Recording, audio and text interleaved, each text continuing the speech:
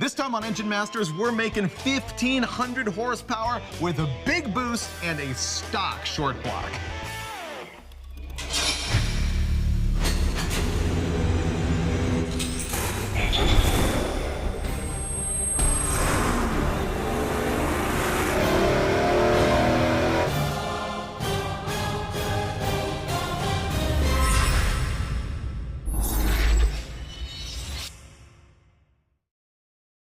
This is Engine Masters presented by AMSOIL, where this time, this whole shebang was not my idea.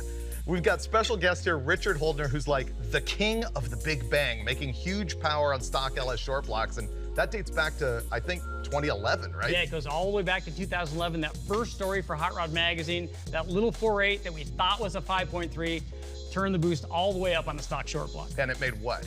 Made 1,208 horsepower, which was pretty impressive back then. And actually, we never broke it. It came off the dyno and was still running. But ever since then, you've been like the king of go to get a junkyard motor, put a top end on it, and boost it till it blows, well, right? As soon as we do something cool for Hot Rod, then everybody wants to jump in, right? So the truck and magazine guys called and said, can you do the same thing with a 5.3? So we put a 5.3 on, turned that thing all the way up, 1,300 horsepower, which is a big number, but we saved the best for last. Okay. Turned back to Hot Rod and said, hey, we want to do it with a 6-liter. So this time we're gonna run 6-liter, same thing, stock short block, heads, cam, and intake, 1,482 horsepower, and 28.5 pounds. That's with a 6-liter, not a 6.2? That's a 6-liter. Okay, and what we're trying to do on this episode is actually beat that record, because you're claiming that's the record for the world's most powerful stock short block, right? Well, I haven't seen anything, either LS or any of the other engine families, that have made that kind of power on a stock short block. And as you know, all of those were Gen 3 motors. This one is a Gen 4, it's supposed to have stronger rods and a better block, so since we always break the rods on these Big Bang motors, hopefully this one doesn't. This thing goes a little bit farther. So tell me the story. This thing is a stock 6.2 Gen 4 short block. Crank, rods, pistons, everything, right? Stock 6-liter. 6-liter. 4, yeah, short block, stock crank, rods, pistons, but then we added heads, cam, and intake, like all the Big Bang motors. Okay, so tell me about that power combination. What do you got? Okay, we've got Trick Flow 225 cathedral port heads, CNC ported Gen X heads, they're awesome. We've got a Stage 3 twin turbo cam for Brian Tooley Racing, designed by the guys at LJMS, because if you have 2 turbos, you have to have a twin turbo cam, right? Right. Topping it all off, we've got the Sniper race manifold, which the standard manifold is a little bit too thin, so it moves around too much. Yeah. This race version, thicker, bolt-on flange. And looks nicer than their old deal. It looks awesome, looks like a real deal. It kind of looks like a Hogan sheet metal manifold, which is awesome. Yeah. And we're gonna find out how much boost it'll take. How about Turbskis? 2 Borg Warner S475s, each good for 1,000 horsepower. So in terms of turbos, we got it covered. Okay, so Little John Performance hooked you up with that stuff, right? Yeah, the guys are, John over there is great. Or Little John Motorsports, Little John Motorsports. Okay, perfect. So basically, you're now turning me, Brule, and Dulcich loose on this thing, right? Exactly. We've put a tune in it. We've got a good air-to-water intercooler. We're running good gas in, as we always do. You guys can put it on the dyno, start making wax, and start turning the boost up. And the thing is, we're gonna be careful with it. It's not like I'm gonna walk in there and dial 27 degrees of timing in this thing. We're gonna actually try and make it live. We're gonna try and make 1,500 horsepower, at least 1,483. That's all we need. But then we have your official permission to keep going until parts hit the floor, yes, right? I want to see what the limit is. So if that's 1,483, or it's 1,583, or 1,683, whatever that number is, I want to see it. Okay, this is gonna be really good. We're gonna go hook it up on the dyno, which takes forever because there's a lot of like science projects going on here, and then we'll AMSOIL the thing up and fire it up and start at like 1,000 horsepower and move from there. That's a good place to start. Okay, we'll see you there. Whenever we do one of these deals where we're actually trying to blow up an engine, AMSOIL's always like, make sure they know it's not the oil. It won't be. Typically, it's a connecting rod that breaks on these. And AMSOIL normally tells me to run the Dominator, sometimes in like a 60 weight, that Dominator racing oil. But Richard didn't want to go there. He had some oil pressure issues with this thing and was playing around with it in pre-testing and went with the 2050. So I'm pouring in the AMSOIL Z-Rod 2050 because it is the 2050 oil that I had in stock.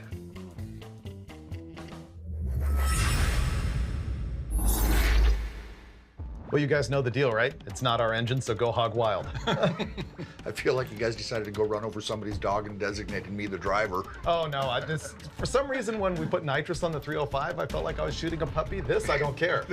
So really? It's a complete junkyard short block, stock crank, rods, pistons, even the rings are stock. but he did go take it apart and open them up to 30 thousandths ring end gap. Right. Okay. And I think we're doing some other stuff here to actually not intentionally blow the thing up until it makes the number, which is like 1,500 I think horsepower. whatever that number is, we're trying to keep it alive. We are. We're gonna go as far as we're gonna possible. kill it. At some point, but but- we don't want it to be because of the tuna. Right. Tuna. We need it to live to 1,500, and so we're doing things like we've got it on Rocket Brand 118 race gas. In the tune-up, he's got timing pulled out of it around peak torque, because that's where the highest cylinder pressure is. That's where the greatest risk of detonation or a head gasket or something like that is. It probably doesn't even need that right there, but when we were doing some work this morning, just kind of decided that, you know, It can't that hurt. was less important than the peak Than the number. peak number, which so is if what we we're get shooting through for. there, and hopefully we can make that peak number. The objective is to get it as far as humanly possible Right. before it just can't take any more. Right. Right? Right. And at that point, I'm not sure what's going to happen. And so, I'm bringing it back, boys. Wow. Oh. This is gonna be the highest peak horsepower number on a pass where it survives. So Okay. not Okay. not like a peak number right before parts fall out, but a pass where it survives. Hey, Freiberger, can you peel off another 20 for me? And No. I'll take it off your tab. So, here. I'm giving you guys. Are we doing prices right, or are we doing just plain closest? Closest. Closest, even if it's over. Yeah, you know, if okay. it goes over, everybody wins on that one. So. Yeah. Dulcich? You bumped Well, the I don't bet. have anything smaller than 100. This is not the $5 table. No, and I don't know that we're sitting here thinking we're all high rollers or something. What are you pressing things like that for? He did it, not me. No, he's the one that peeled off to 20 Yeah, to but kick you this bumped off. the bet. Can't you just ante in? I didn't bump the bet. Yes, you did. I did. What do You said all you said had you was only have 100. 100. I'm not playing for 100 here. Are you? What? That's all I have. Did you write down your number? I don't have a pen. Can I borrow a pen? No. You don't bring the cash, you don't get a pen. Pens are for closers. Put that pen down.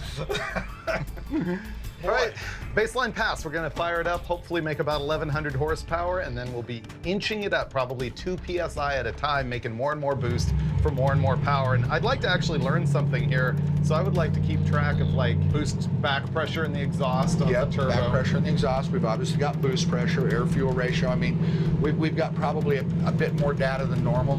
So So this is for educational purposes.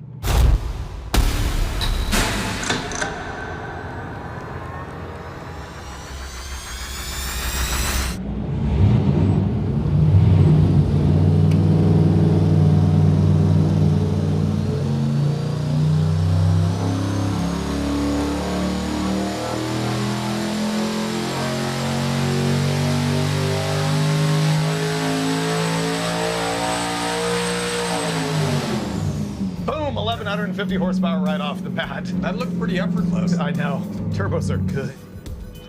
So that was 1,150.1 horsepower and 908.6 pound-feet of torque.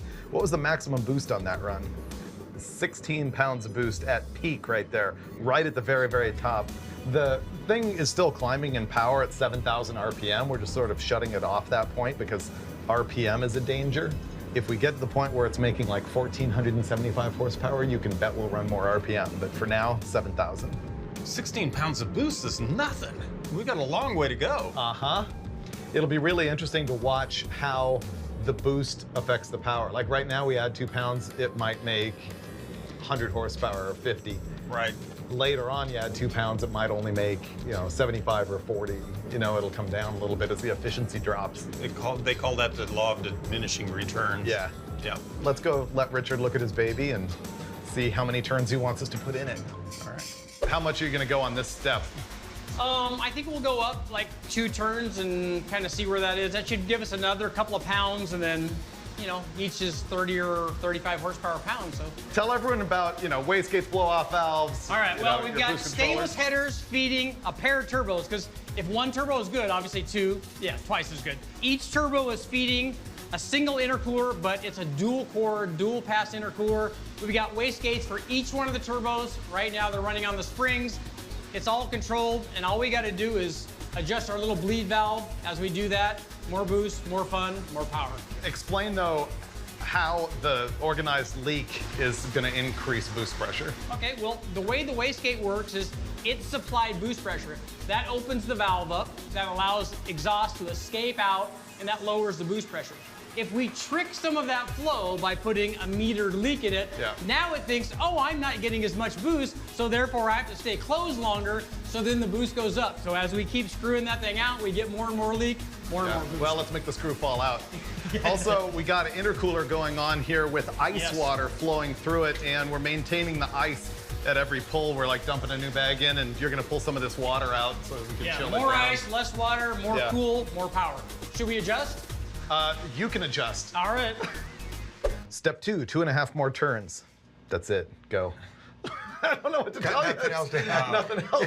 It's like 1150, so easy. I think we'll go 1200. 1250. Yeah, exactly.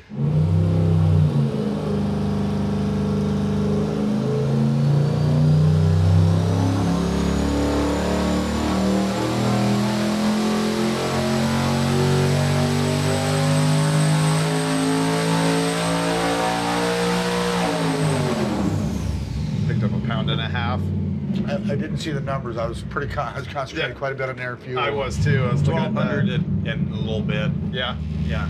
Step 2, 17.6 pounds of boost, 1,213 horsepower, 957 pound-feet of torque.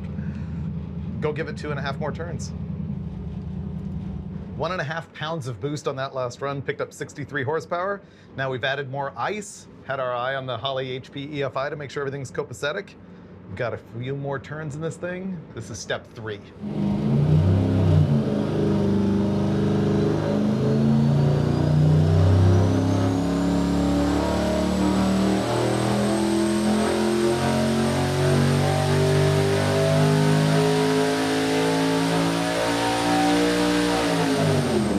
Did you see the torque? No, I was watching the oil pressure because I knew Steve was Oh, it watching blew that. past the 1,000 foot-pounds like Oh, nothing. easy.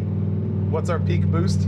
Now we are at 22 pounds of boost, 1,349.2 horsepower, 1,084 pound-feet of torque. I guess that last ridiculous. turn and a half worked pretty good. Yeah.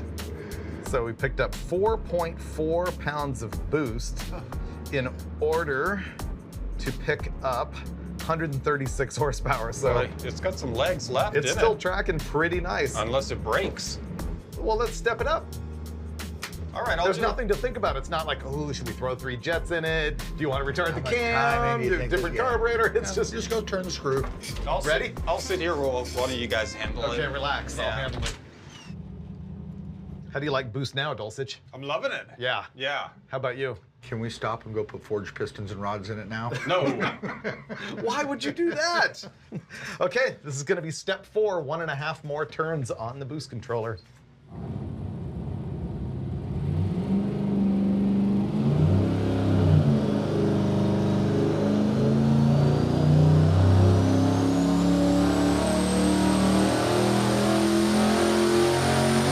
Oh, lost the intake. Okay, well, let's go have a peek at that. Major failure. I think we can fix it. All right, this is what happens when you really crank the boost up. Blew the inlet tube off. So we took and welded some seams on here, so it's gonna hold better. So we'll put it back in, get back to dynoing.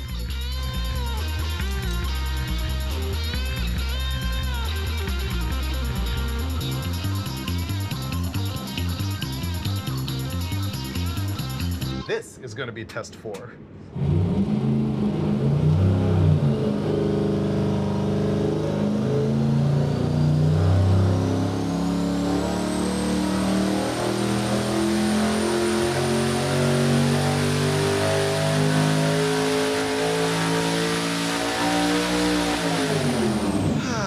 So close.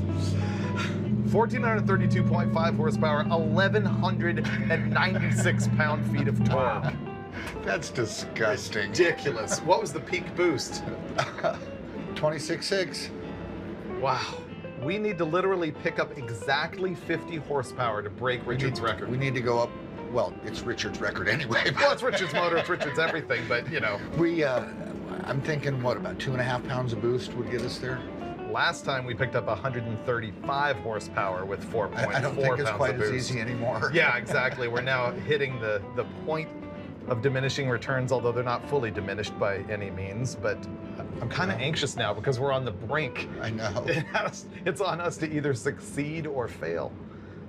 Now's when we're actually kind of getting cautious. We got 1.5 more turns. We only need 50 horsepower, and you're pulling timing at peak torque in order to try and kill that, you know, peak cylinder pressure and make the thing live. You can't take too much away, but it's down there. It's down there like 15, 16 degrees through peak torque. Yeah, and you can't make it 10, right? No. So, okay, all right. All it needs is 50.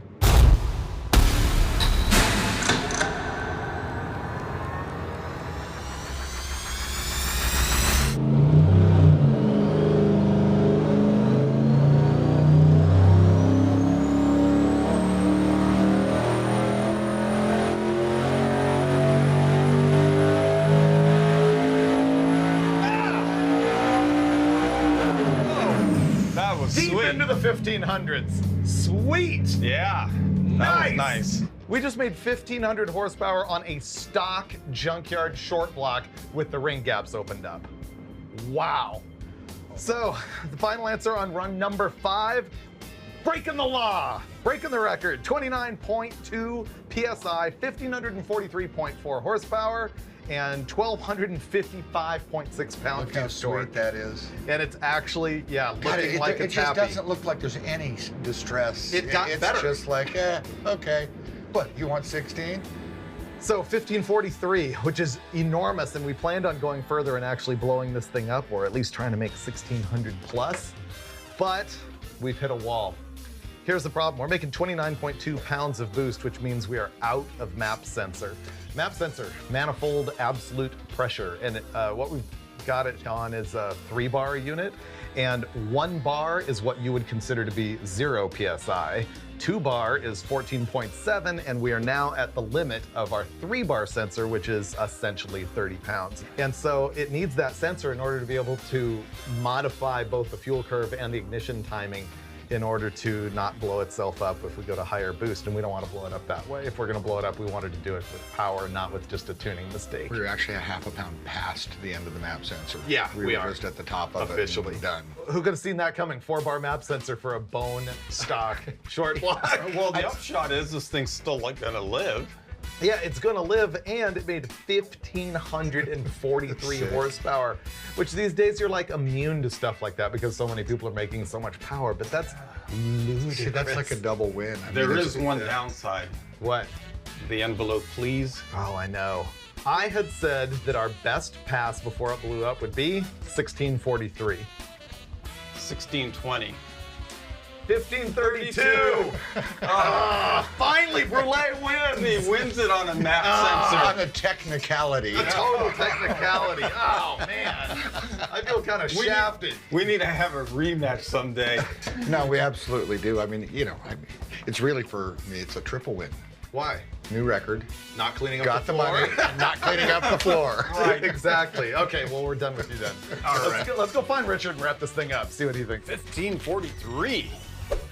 There's just so much. I have a lot of feelings about this, but first of all, thank you for letting us have this story. Oh, anytime. Hey, a day on the dyno with turbos, that's awesome. It is. It's pretty amazing. I guess I want to talk about, I don't know, how realistic you think this is and what you think the internet reaction is going to be.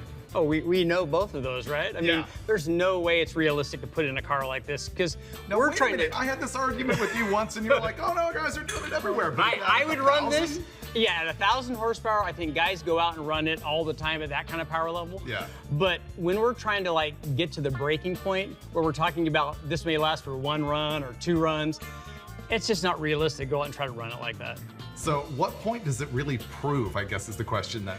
Well, for me, what I wanted to do when this all started was I wanted to find out what is the breaking point of the motor, like how much is the maximum it can stand. And that's what we did with that first story way back when. So now we wanted to find out what that breaking point was with a Gen 4 version, which we didn't kind of find out. We got to a big number, but we didn't get to the breaking point. Right. So I just think we're setting a bar so everybody else can try to achieve that. Not that they're gonna go out and run it, but hey, has anybody else made this kind of power with a stock bottom end? I don't know, have they? Because that raises the internet question. Have they? right? Has anybody done with a Mopar or a big block Chevy or anything? I don't think so, but you are the king of destruction, and we failed to destroy this engine. I know, everyone's disappointed that it's still all in one piece. I am kind of, but that gives you another show later right. on, another That's right. story and another internet controversy where they tell you that it's already been done and you're a has-been and everybody else is better than you. I think that's what's going to happen regardless of whatever the outcome is. No matter what we do, they're going to say, oh, guys have already done that, or you've already done that, this is a waste of time, because it's the internet. Well, I thought it was pretty good. I thought it was awesome. feel I mean, better. if you take a look at it, there's no way, like a few years back, how often we would have sat in a room and think, man, it's only making 1,200. Yeah, I It's know. only making I know. 1,300. And We're that's so the internet. disappointed. And then when you get to a number like that, you're like, that's a huge number. But we're like, I think it's got more. I think it's got more. So maybe we'll do it again if you want to repeat it with the big block Chevy. I'd love to do that because I'd like to do LS versus the world. We know what this guy can do, but now we want to find out, can anybody else do that? Like, can a 2JZ or a big block Chevy or a Hemi maybe? Can anybody else do that? So if he actually gets around to that, you'll probably have to see it in a future episode of Engine Masters presented by AMSOIL. What do you think, Dulcich? I'm wondering how many trout you can get in here. You can take home a bunch of trout. Yeah, or, you know, I was expecting to see a couple of bass in that thing. And we can set our drinks in there later, margaritas, Oh, yeah, that's beer, right. you know, whatever you need.